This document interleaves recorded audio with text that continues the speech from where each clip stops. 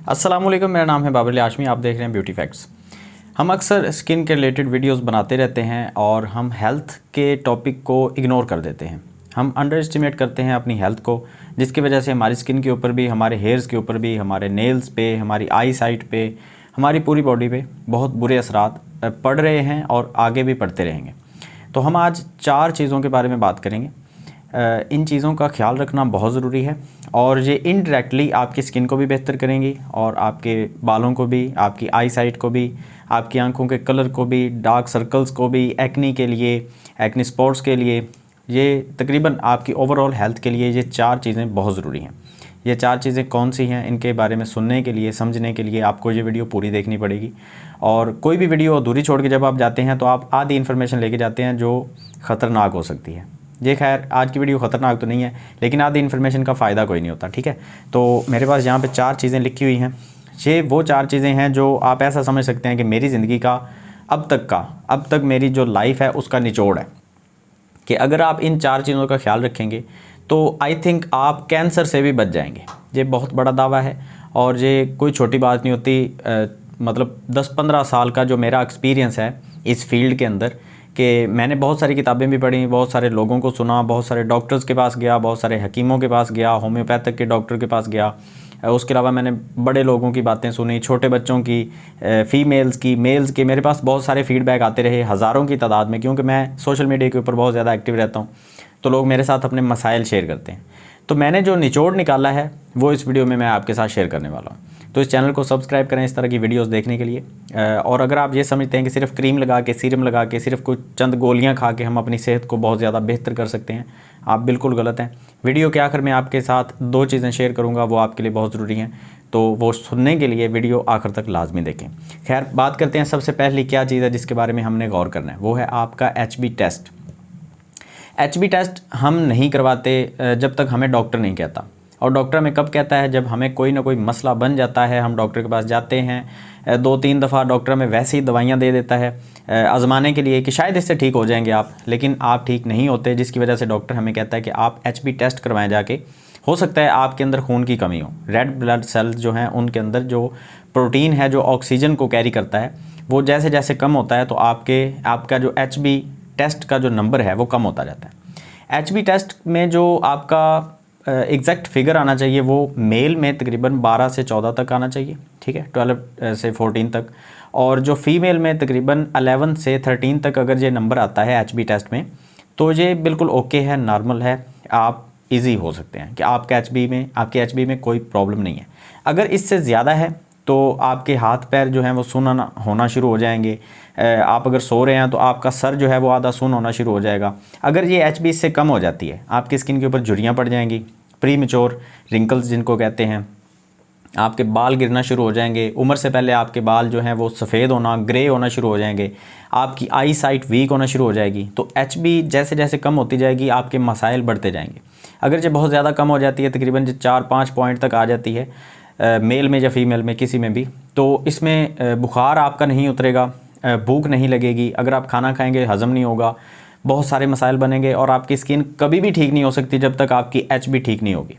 आपकी स्किन के ऊपर छाइयाँ पड़ेंगी, उसके अलावा झुर्रियाँ तो पड़ेंगी, तो खैर और भी काफ़ी सारे मसाइल बनते हैं। तो HB टेस्ट आपने कोशिश करना है कि हर महीने नहीं तो 2 महीने के बाद जाके HB टेस्ट करवाएं, आपको पता चलेगा बढ़ रही है या कम हो रही है। अगर कम हो रही है तो ये इसके ऊपर अलग से एक वीडियो आएगी कि HB को आप किस तरह से बूस्ट कर सकते हैं डॉक्टर के पास गए बिना, ठीक है। अगर ज़्यादा मसला है तो फिर आपको डॉक्टर के पास भी जाना पड़ेगा, किसी हकीम से शायद रब्ता करना पड़े, तो वो एक टोटल अलग सिनेरियो है। लेकिन हम डाइट को कैसे ठीक कर सकते हैं HB को ठीक करने के लिए, तो वो हम एक नेक्स्ट वीडियो के अंदर बात करेंगे। पहले आपने HB टेस्ट करवाना है और ये बहुत महंगा टेस्ट नहीं है, 100, 200, 300 के अंदर आपका टेस्ट हो जाएगा। आपके करीब जो भी हॉस्पिटल है वहाँ से आराम से टेस्ट हो जाएगा। थोड़ा सा आपका ब्लड निकलेगा, ज़्यादा पेन भी नहीं होगी, फिंगर से ब्लड लेंगे, इंजेक्शन भी नहीं लगेगा और आपका इजीली HB टेस्ट हो जाएगा। दूसरी जो बहुत ज़रूरी चीज़ है आज कल के दौर के हवाले से, वो है किडनी स्टोन का टेस्ट।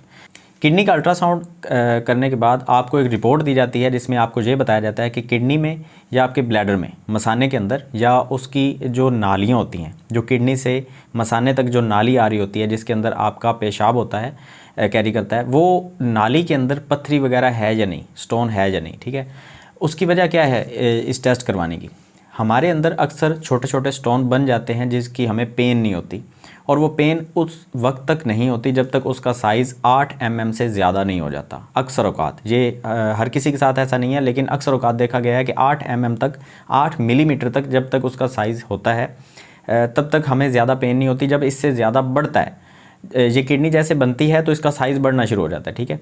ये तकरीबन 6 महीने में, 1 साल में, 2 महीने में इसका साइज़ जो है वो आहिस्ता आहिस्ता से बढ़ना शुरू होगा, तो आपको पेन होना शुरू हो जाएगी।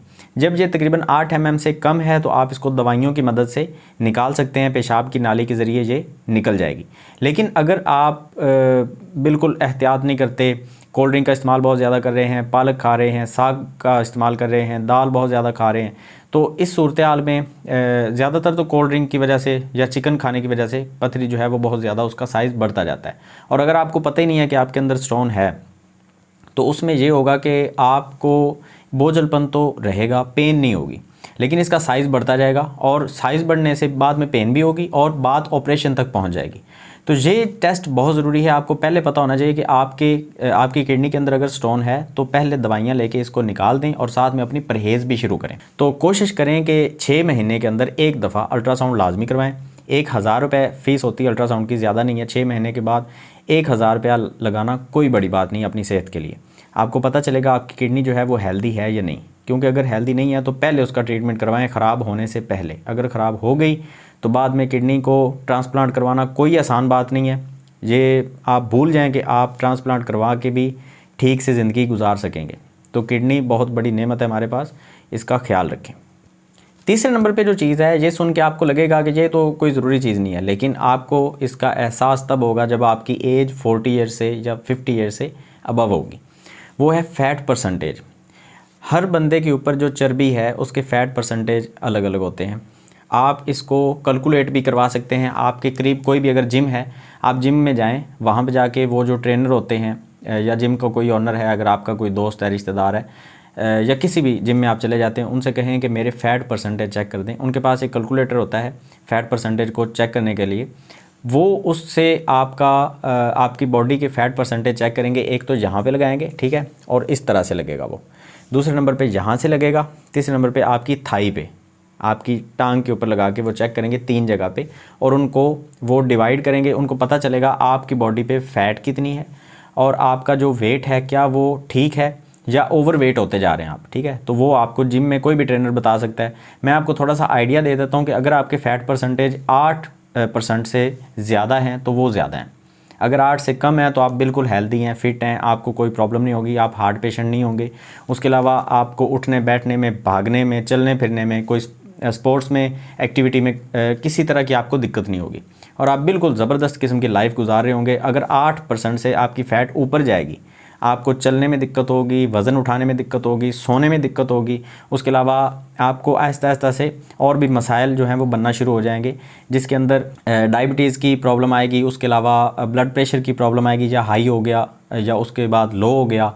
ब्लड प्रेशर जो है वो आपका कंट्रोल में नहीं रहेगा, हार्ट पेशेंट आप बन जाएंगे। तो फ़ैट परसेंटेज को कंट्रोल में रखना बहुत ज़रूरी है। अगर आपको पता चलता है कि आपके फ़ैट परसेंटेज पिछले 1 साल से बढ़ रहे हैं तो आपको चाहिए कि आप कार्बोहाइड्रेट की मिकदार कम कर दें। इसके अलावा और भी इसके ऊपर डिटेल के साथ एक वीडियो आएगी। ये जितनी 4 चीज़ें मैं आपके साथ आज शेयर करूँगा ना, इन 4 चीज़ों के ऊपर अलग अलग से एक वीडियो बनाऊँगा, और मैं कोशिश करूँगा कि हर चीज़ को हम किस तरह से डॉक्टर के पास गए बिना, ट्रेनर के पास गए बिना हम घर में किस तरह से सॉर्ट आउट कर सकते हैं, वो अलग से वीडियोज़ में बताऊँगा। आज की इस वीडियो में सिर्फ हम ये डिस्कस कर रहे हैं कि आपको ये पता होना चाहिए कि आप इस प्रॉब्लम से सफ़र कर रहे हैं या नहीं, ठीक है। तो फ़ैट परसेंटेज को लाजमी चेक करवाएं। आपको पता चले कि आपके अंदर फ़ैट परसेंटेज ज़्यादा हैं या नॉर्मल हैं या कम है। अगर बहुत ज़्यादा कम है तो इसको मेंटेन करना भी बहुत ज़रूरी होता है। अगर ये कम होते जाएंगे तो आपके अंदर एनर्जी की स्टोरेज नहीं होगी, ठीक है। आगे चलते हैं। हमारी चौथी और आखिरी चीज़ जो है वो है कॉन्स्टिपेशन। कॉन्स्टिपेशन का मसला अक्सर लोग जो हैं वो समझ नहीं पाते। लोगों को ये लगता है कि अगर आप वॉशरूम नहीं जा रहे, आपका जो खाना है वो ठीक से हज़म नहीं हो रहा, तो बस आप वॉशरूम नहीं जाएंगे तो उसको हम कॉन्स्टिपेशन बोलते हैं। ऐसा नहीं होता। देखिए, हम कोई भी चीज़ जो खा रहे हैं उसकी जितनी मिकदार हम खा रहे हैं उतनी मिकदार अगर सही तरीके से खारिज नहीं होगी, उसका इखराज सही तरीके से नहीं होगा, तो उसके जो वो गलीज़ किस्म के मादे जो टॉक्सिन्स होंगी वो हमारी बॉडी के अंदर ही सर्कुलेट होना शुरू हो जाएगी, जिसकी वजह से हम कैंसर तक के पेशेंट हो सकते हैं। इसके अंदर एक टेस्ट होता है एच पायलरी, और ये एच पायलरी टेस्ट तकरीबन 600-500 के अंदर अंदर आपका हो जाएगा। किसी भी करीबी हॉस्पिटल से जाके या लैब से जाके आप करवा सकते हैं। ये टेस्ट करवाने के बाद आपको ये पता चलेगा कि आपके स्टमक के अंदर इन्फेक्शन है या नहीं। उसके अलावा आपको ये पता चलेगा कि आप कॉन्स्टिपेशन से जो मसाइल आपको आ रहे हैं वो कितने ज़्यादा आ रहे हैं, ठीक है। अगर ये पॉजिटिव आ जाता है ये टेस्ट, तो आपके लिए बहुत ज़रूरी है कि आप जो है वो स्टमक के अल्सर होने से पहले क्योंकि एच पायलरी अगर आपकी पॉजिटिव है तो स्टमक का अल्सर होने के आप बहुत ज़्यादा करीब हैं। तो कोशिश करें कि स्टमक के अल्सर होने से पहले आप इसका ट्रीटमेंट करवाएं। अगर ये हो गया तो इसका ट्रीटमेंट करवाना बहुत ज़्यादा मुश्किल हो जाता है। एलोपैथिक के अंदर इसका इलाज बहुत समझ लें कि ना होने के बराबर है। आपको यूनानी हिकमत में जाना पड़ेगा, किसी हकीम के पास जाना पड़ेगा, और मुकम्मल ट्रीटमेंट इसका तकरीबन 2 से 4 महीने ले जाएगा। बाद में बहुत ज़्यादा दिक्कत आती है, खाना आपको छोड़ना पड़ेगा, मुकम्मल परहेज़ के ऊपर आना पड़ेगा। तो कॉन्स्टिपेशन का जो मसला है इसके ऊपर थोड़ा सा मैं कोशिश करूँगा मज़ीद एक वीडियो बनाऊँ, और डेडिकेटेड एक वीडियो होगी, उसमें मैं आपको बताऊँगा कि कॉन्स्टिपेशन का जो मसला है उसमें आपको वो जो साइंस होते हैं, जो सिम्टम्स मिलते हैं, वो कौन कौन से मिलते हैं, ताकि आपको थोड़ा सा आइडिया हो जाए कि आप इस मर्ज़ के शिकार हैं या नहीं, ठीक है। तो इससे आगे फिर जो है वो पाइल्स भी हो जाती है, जिसको हम बवासीर के नाम से जानते हैं। तो बहुत सारे मसाइल आते हैं। खैर, आज की वीडियो में फ़िलहाल ये इन्फॉर्मेशन आपको देना चाह रहा था। इसके अलावा मैंने वीडियो के स्टार्ट में आपसे जिक्र किया था कि 2 चीज़ों के बारे में आपको बताऊंगा। देखिए, मुझे आप बार बार पूछते हैं कि वाइटनिंग टैबलेट के बारे में बता दें। वाइटनिंग टैबलेट के ऊपर अलग से मैंने काफ़ी सारी वीडियोज़ बना दी हैं। उन वीडियोज़ के डिस्क्रिप्शन में लिंक भी दिया हुआ है वेबसाइट का, वहाँ से जाकर आप वाइटनिंग टैबलेट भी ऑर्डर कर सकते हैं। वाइटनिंग सीरम के रिलेटेड आप मुझसे बार बार पूछते हैं, वाइटनिंग सीरम भी आप ऑर्डर करना चाहते हैं तो व्हाट्सअप का नंबर स्क्रीन के ऊपर जो शो हो रहा था शुरू से, इस नंबर के ऊपर रब्ता करके आप वाइटनिंग सीरम ऑर्डर कर सकते हैं, वाइटनिंग टैबलेट भी ऑर्डर कर सकते हैं। तो खैर, अगर ये वीडियो अच्छी लगी है तो इसको लाइक ज़रूर कर दें। मिलते हैं नेक्स्ट वीडियो में, दुआ में याद रखिएगा। अल्लाह हाफ़िज़।